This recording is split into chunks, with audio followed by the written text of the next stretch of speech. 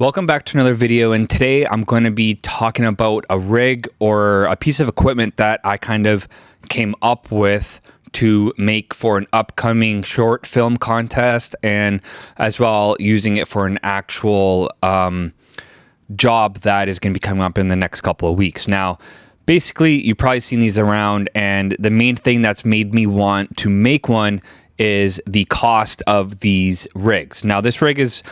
they call it a helmet POV style rig. I'm not even too sure what the actual name of this. It's a helmet rig that you have the camera in front of the helmet. It's basically mimicking a POV type of style. Now, you can do something like this with a GoPro, but the reason why I wanted to make something a little bit more heavy duty and use my Sony 7 IV or even my Red Komodo to have better quality, obviously. Now, in order to use these cameras, or even something a little bit in a higher end type of camera like a DSLR or something, you need something to be a little bit more sturdy, a little bit more heavy duty. And that's when I kind of came up with the solution of the rig that I made myself. Now, I spent a lot of time on Amazon trying to figure out the parts that I needed and so on, and just how it's going to work. But basically, this whole helmet POV rig consists of NATO rails, 15 mil rod, rosettes, and more rosettes, and your camera. Oh, and of course, something heavy on the back of the helmet to kind of counterweight the weight that's going to be in front, which is a camera, because you don't want your neck to be bending down or breaking your neck while you're shooting, and it's not good for you. So basically, what it is it's a helmet full of rigging stuff and a camera. And like I said, it's going to mimic a POV. It's supposed to mimic what you see in whatever you're shooting, and the first person's look type of feel. There's a short film contest coming up from Jacob Owens, and his rig or his film kind of inspired me to make my own, or to get one and to do this type of shooting. But I also thought about it, I can use this piece of equipment or rig on an upcoming shoot that I have within the next few weeks for a physio company. I'm going to show you guys some samples, maybe now or in the end of the video, that was shot in the A7. I don't have a proper lens to use on the Red Komodo because I don't have something wide enough. All I have is the RF 16 mil, which I think I need something a little wider, especially because it's not full frame. Now on the A7 IV, I have the Tamron 17 to 28, I believe it is. Even on full frame, the 17 mil, I think I want something a little wider, maybe like a 12 or 14 mil.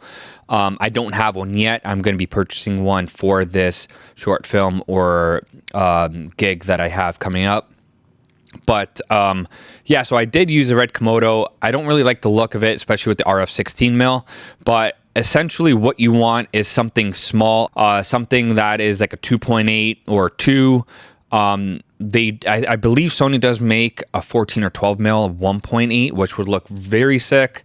But one thing is that I'm resorting to more on the Sony than the Red is the autofocus is obviously going to be a lot better, and low light shooting on the Sony is going to be obviously way better. Now, the thing that's making me want to shoot on the Red versus the Sony is obviously the quality that I can get out of the Red.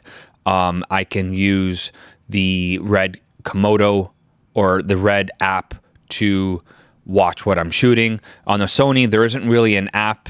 There's this Monitor Plus app, but you kind of have to be closer with the camera because it's using Bluetooth. As to where the Red Komodo, I'm pretty sure it's using Wi-Fi or something like that. So that's they have their pros and cons. I'm not too sure yet on what I want to do. If I can find the cheapest lens for one of these cameras, that's the solution I want to go with. Even if I use a Red Komodo on the speed booster to make it full frame and pick up something that has autofocus, or if I don't go with something that has autofocus, I can go with something that is a manual Cine lens, but then I'm going to have to mount more stuff to the camera, which is going to make it more front and heavy, which means I need to add more stuff on the back to counterweight it, which is just going to be a little bit too much, especially because it's on your head and you don't want to screw your neck up. But yeah, so I'm gonna show you guys the rig that I've come up with, and I'm going to go over some of the parts and how I came up with this idea. All right, well, here it is. If you could see me. I'm going to turn sideways and kind of show you guys what it looks like. Not too sure if you can get a good idea. If you look up here, we have a NATO rail that's screwed into the helmet. And then we have a NATO rail to rosette, and then a rosette to a 15 mil rod. And then attached to that, we have the rod coming all the way down to 15 mil to rosette and more rosettes. So now on the left side here, I had to use more rosettes only because the weight or the distribution of the camera being in front of the helmet, it was a little off. So I added a little bit more rosette on the left side here to kind of make it more even. And then on the other side, it's basically the exact same thing.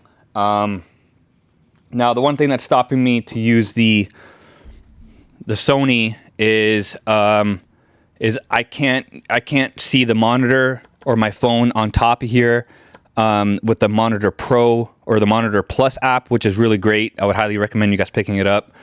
But besides that, with using the red Komodo, I can see it no problem. I don't know if it's because the Komodo is a little bit more boxy like camera that it kind of sticks out a little bit more, and I'm able to mount the monitor a little higher. Yeah, so this is the rig. I got the Sony, the Tamron.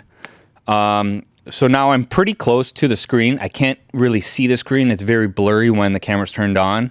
Now, the only thing I don't want it to be a little lower is that it's not really giving you a perspective of what you see from your eye level. So that's why I have my camera a little higher than normal. And the helmet is basically just a skateboarding hardshell helmet that I use. And if you see it all along here, you see multiple holes. And that's just for me trying to find the best option to mount the NATO rail.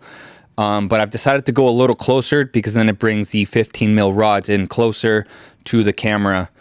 And yeah, so that's the rig that I kind of came up with. I made this from scratch. Thanks for watching, and we'll see you guys next video.